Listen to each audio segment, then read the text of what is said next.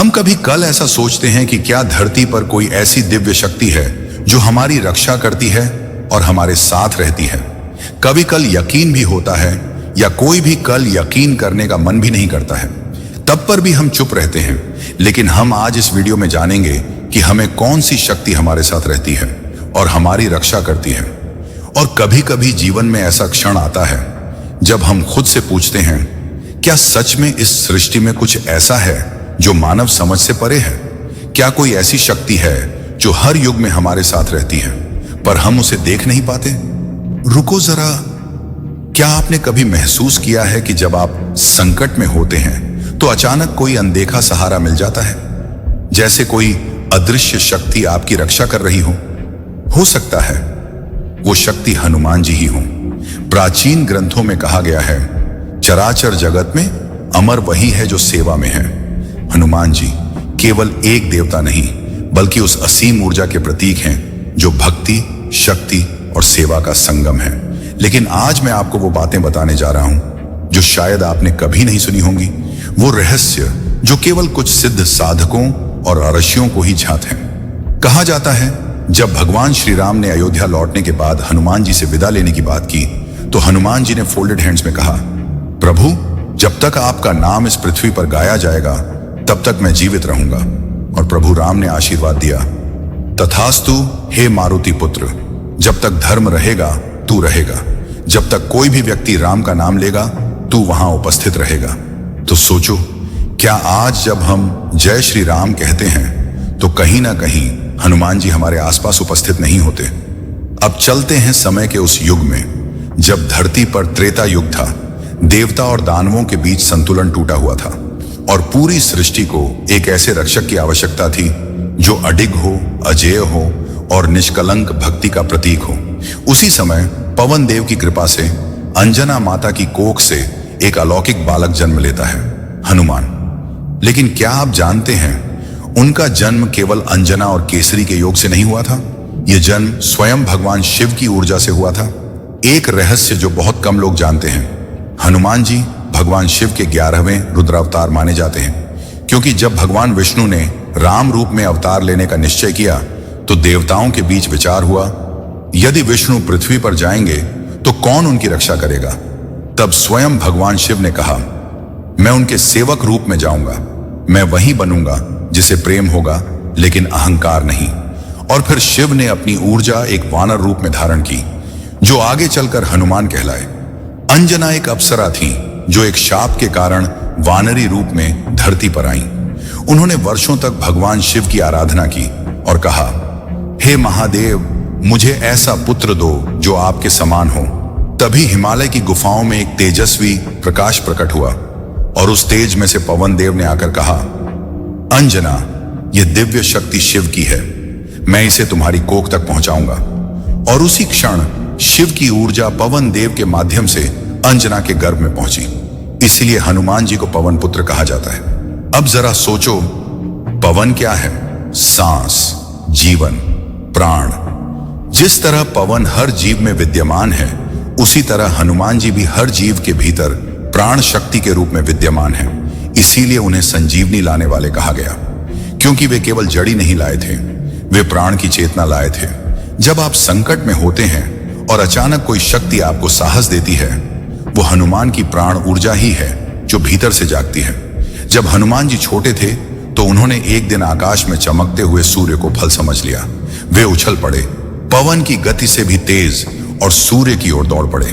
देवता चकित रह गए, यह कौन सा बालक है जो अग्नि रूप सूर्य को निगलने जा रहा है? इंद्र ने वज्र फेंका जो हनुमान जी के मुख पर लगा और वे बेहोश हो गए। पवन देव क्रोधित हो उठे, उन्होंने पूरे ब्रह्मांड से वायु रोक दी, सृष्टि में श्वास बंद हो गई। देवता घबरा गए और सब देवताओं ने मिलकर बालक को आशीर्वाद दिया। ब्रह्मा ने कहा, तेरा शरीर अजेय रहेगा। विष्णु ने कहा, तुझे मेरी भक्ति मिलेगी। इंद्र ने कहा, तेरे ऊपर मेरे वज्र का कोई प्रभाव नहीं होगा। और पवन देव ने कहा, तू हर जीव के प्राण में समाया रहेगा। इस प्रकार हनुमान जी को सभी देवताओं की शक्तियों का वरदान मिला।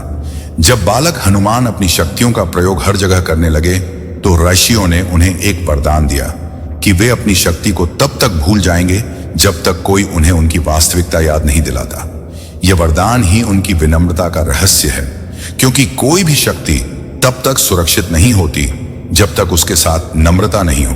और जब जामवंत ने कहा, हे हनुमान, क्या तुम भूल गए कि तुम कौन हो, तो उसी क्षण उनकी चेतना जागी और उन्होंने समुद्र लांघकर यह सिद्ध कर दिया कि भक्ति ही सबसे बड़ी शक्ति है।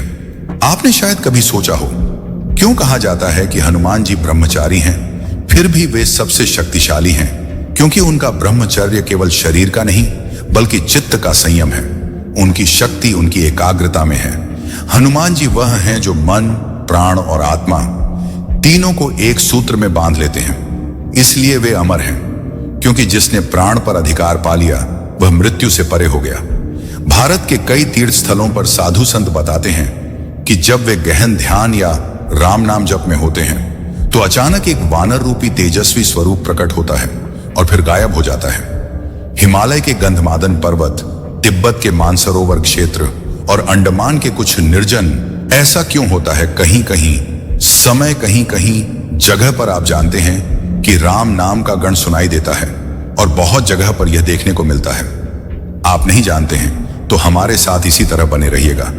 द्वीप, इन स्थानों को हनुमान उपस्थिति क्षेत्र कहा गया है। कहा जाता है कि वहां समय समय पर पवन का अद्भुत कंपन और राम नाम की गूंज सुनाई देती है, जहां कोई मनुष्य नहीं होता। कभी जब आप अकेले हों और किसी संकट में जय हनुमान का नाम लें तो ध्यान से देखिए, आपके भीतर कुछ बदल जाता है। एक आत्मविश्वास, एक शांति, एक शक्ति जागती है। वही है हनुमान जी की जीवंत उपस्थिति।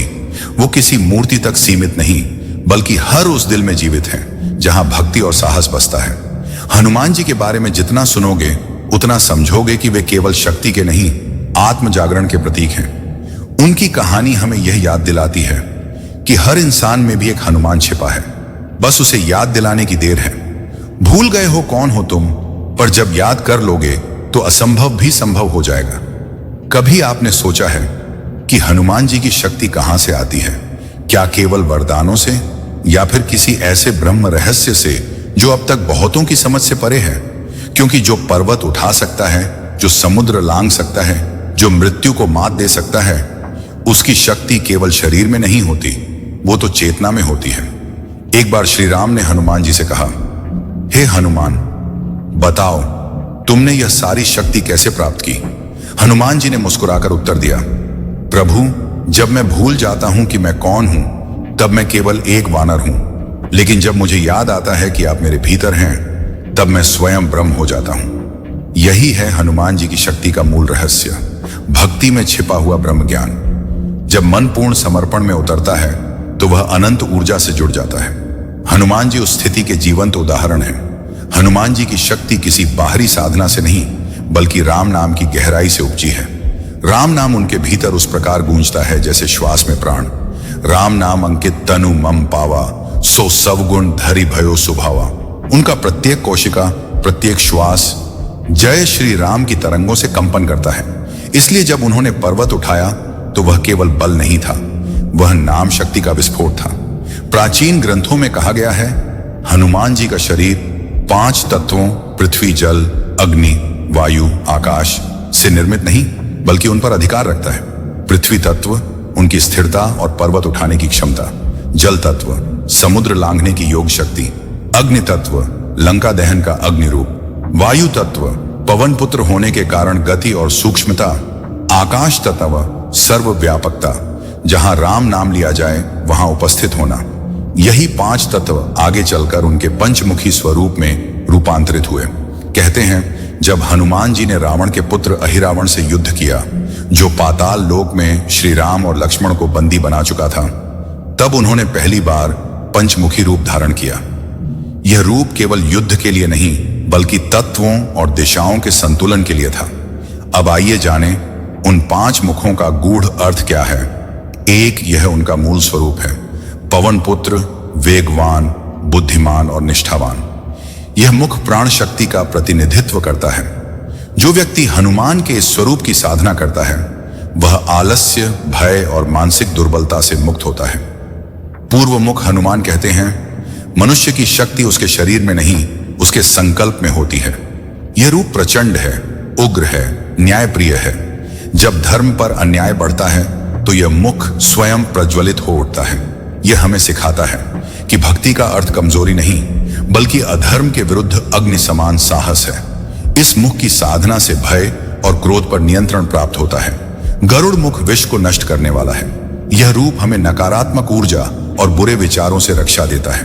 कहते हैं जब हनुमान जी का यह मुख सक्रिय होता है तो आसपास के वातावरण की ऊर्जा बदल जाती है, अशुभ कंपन समाप्त हो जाते हैं। यह मुख हमें शुद्धि सिखाता है, जल की तरह बहना पर हर गंदगी से ऊपर रहना। यह मुख स्थिरता और आधार का प्रतीक है। जब धरती असंतुलित हो जाती है तो वराह स्वरूप संतुलन लाता है।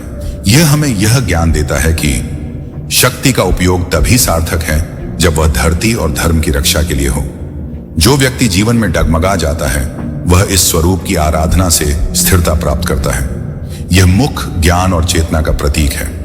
हयग्रीव अर्थात अश्वमुखी देवता जो वेदों के ज्ञान के रक्षक हैं। हनुमान जी के इस मुख में सर्वोच्च चेतना प्रकट होती है। यह मुख दिखाता है कि जब साधक भक्ति के चरम तक पहुंचता है तो उसका मन आकाश समान हो जाता है, असीम, विस्तृत, सर्वव्यापक।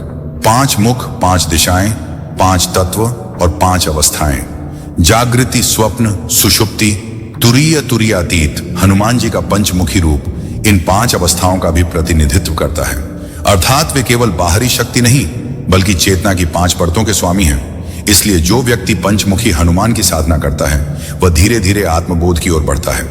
अहिरावण ने जब श्री राम और लक्ष्मण को पाताल लोक में बंधक बनाया तो उसने ब्रह्मास्त्र और माया दोनों का प्रयोग किया। कोई देवता वहां तक नहीं पहुंच सका। तब हनुमान जी ने ध्यान लगाया, उनके 5 मुख प्रकट हुए, हर दिशा में उन्होंने श्वास फूंकी और अहिरावण की सारी माया भस्म हो गई। उन्होंने पंचमुखी ज्योति से दीप जलाया जिससे प्रकाश ने अंधकार को भेद दिया। यह प्रतीक है कि जब साधक के भीतर 5 तत्व जागते हैं तो अज्ञान का हर अंधकार समाप्त हो जाता है। भय और रोग से मुक्ति, आत्मविश्वास और निर्णय क्षमता में वृद्धि, नकारात्मक शक्तियों का नाश, आध्यात्मिक उन्नति और ध्यान में स्थिरता, ज्ञान और स्मृति में वृद्धि। इसीलिए कहा गया जहां पंचमुखी हनुमान का ध्यान किया जाए वहां कोई भी नकारात्मक शक्ति टिक नहीं सकती। अब जरा एक क्षण के लिए आंखें बंद करें, जय श्री राम का नाम लें और अपनी श्वास को सुने। क्या आप जानते हैं यह नाम AUM की तरह ब्रह्मांड में एक कंपन उत्पन्न करता है। हनुमान जी उसी कंपन के वाहक हैं। उनकी शक्ति स्पंदनात्मक ऊर्जा है जो तब सक्रिय होती है जब कोई नाम श्रद्धा से लिया जाता है। इसीलिए कहा गया नाम में ही शक्ति है और हनुमान वही हैं जो उस नाम को जीवंत रखते हैं। कई योगी कहते हैं जब सृष्टि में अधर्म बढ़ता है या जब पृथ्वी की ऊर्जा असंतुलित होती है तो हनुमान जी का सुग्रीव रूप प्रकट होता है जो तत्वों का संतुलन पुनः स्थापित करता है। यही कारण है कि उन्हें सृष्टि के रक्षक कहा गया है। वे केवल एक युग के नहीं बल्कि हर युग के प्रहरी हैं। सूर्य उनके गुरु हैं। उन्होंने सूर्य देव से ही वेदों और शास्त्रों का ज्ञान प्राप्त किया। कहा जाता है सूर्य उनके वेग से इतने प्रभावित हुए कि बोले, वत्स मैं स्थिर नहीं रह सकता, तुम मेरी गति के साथ चलो। और हनुमान जी ने कहा, गुरु जब तक मैं श्वास लेता हूं आपकी ज्योति मेरे भीतर रहेगी। इसलिए आज भी जब सूर्य उगता है तो हनुमान चालीसा का पाठ करने से आत्मिक ऊर्जा बढ़ती है, क्योंकि यह सूर्य हनुमान के मिलन का समय होता है। हनुमान जी की शक्ति केवल बल नहीं है, वह प्रेम का विस्फोट है, वह भक्ति का विज्ञान है, वह प्राण का ब्रह्म रहस्य है। जब आप जय हनुमान कहते हैं तो वह केवल शब्द नहीं बल्कि आपकी चेतना में ऊर्जा का प्रवाह है। हर इंसान में भी 5 मुख हैं, 5 चेतन स्तर, 5 तत्व, 5 दिशाएं। बस फर्क इतना है कि हनुमान जी ने उन्हें जागा लिया और हम उन्हें भुला बैठे हैं। जब साधक अपने भीतर के 5 तत्वों को साध लेता है तब वह स्वयं पंचमुखी हो जाता है। वही अवस्था है हनुमान चेतना। क्या आपने कभी सोचा है लंका दहन की कहानी केवल युद्ध का हिस्सा थी या उसमें कोई गहरा आध्यात्मिक संदेश भी छिपा है? क्योंकि हनुमान जी ने जब लंका जलाई तो वो क्रोध से नहीं बल्कि धर्म के प्रकाश से प्रज्वलित थे। वो अग्नि केवल लंका की नहीं थी, वो अज्ञान की ज्वाला थी जो हर मनुष्य के भीतर सोई हुई है। रामायण में लंका को सोने का शहर कहा गया, पर सोचिए सोने का अर्थ क्या है? चमक, वैभव, अहंकार और मोह।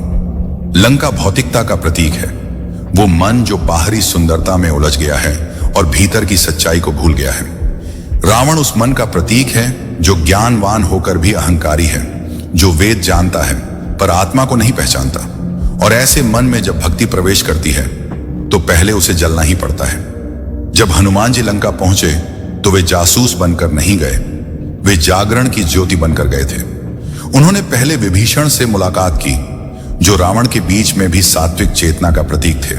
विभीषण ने कहा, हे वानर, इस नगरी में सब कुछ है पर शांति नहीं, सोना है पर संतोष नहीं। हनुमान जी मुस्कुराए और बोले, जब राम का नाम यहां गूंजेगा तब इस लंका में भी प्रकाश होगा। यह वाक्य केवल संवाद नहीं बल्कि आध्यात्मिक उद्घोष था कि हर व्यक्ति की लंका तब तक जलेगी जब तक राम नाम उसमें प्रकट नहीं होता। हनुमान जी जब अशोक वाटिका पहुंचे तो वहां सीता माता ध्यान में लीन थी। उनका मन राम में था पर शरीर बंदी था। यह दृश्य हमें सिखाता है कि आत्मा सीता सदा स्वतंत्र है पर मन रावण उसे बंदी बनाकर रखता है। और जब प्राण शक्ति हनुमान आती है तो आत्मा को पुनः ईश्वर से जोड़ देती है। सीता ने जब हनुमान जी को देखा तो पूछा, वानर रूप में तुम कौन हो? हनुमान जी ने उत्तर दिया, रामदूत हनुमान नाम, सुनी सीता हर्षि अनुपम काम।